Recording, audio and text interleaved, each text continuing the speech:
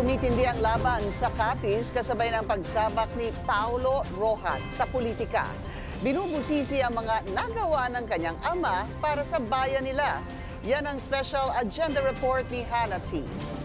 Mainit ngayon ang kampanya para sa congressional seat ng 1st District ng Capiz City. Sa unang pagkakataon, sasabak sa politika si Paulo Rojas, ang panganay na anak ni dating DILG Secretary Mar Rojas.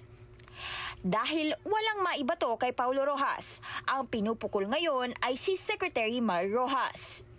Aside from Capiz, Mar was looking at the bigger context, which is Western Visayas. Ang dinatnan namin dyan, ang daming national roads na sungki-sungki. May mga dinatnan kami dyan na part of our national network na tulay, kahoy pa.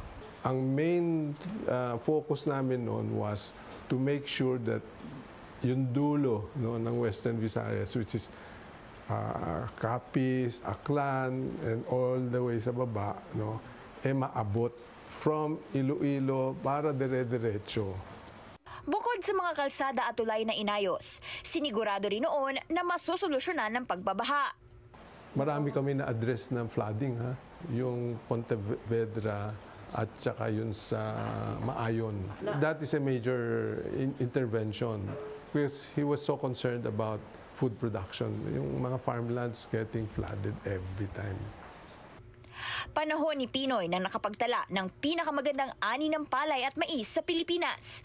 Kabilang narito ang Capiz. Mura pa lang ang fertilizer, pero ang presyo po ng palay ay umaabot pa ng 21 to 22 pesos.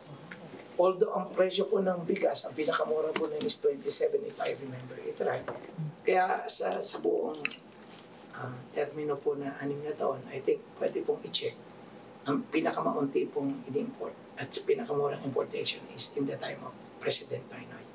Food production ang naging pangunahing concern noon sa Capiz ni Secretary Mar.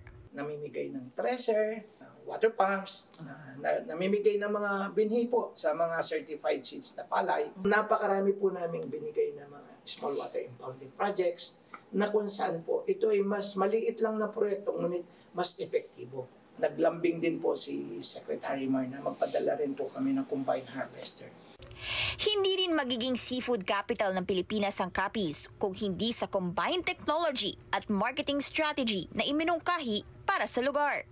Alagang-alaga po niya yan, yung pong mga mangingisda, yung pong mga nasa fishery sector, malaki pong bagay yung inputs na binibigay ni Secmar dyan dahil diretso po niya nakakausap din yung mga tao.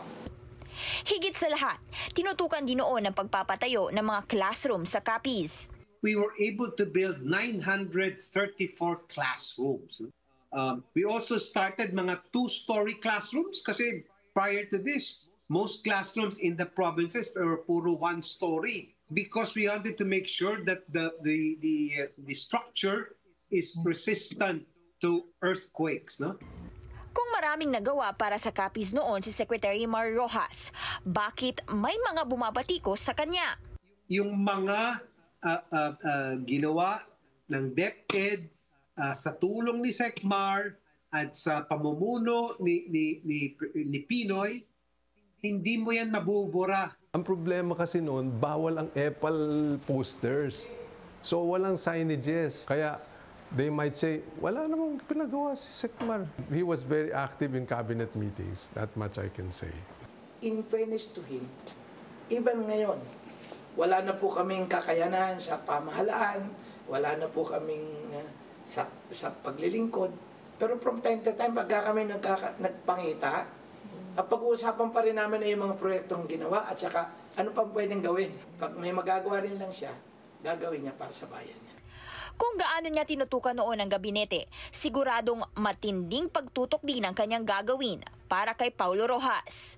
Para sa agenda, Hannah T, Billionario News Channel.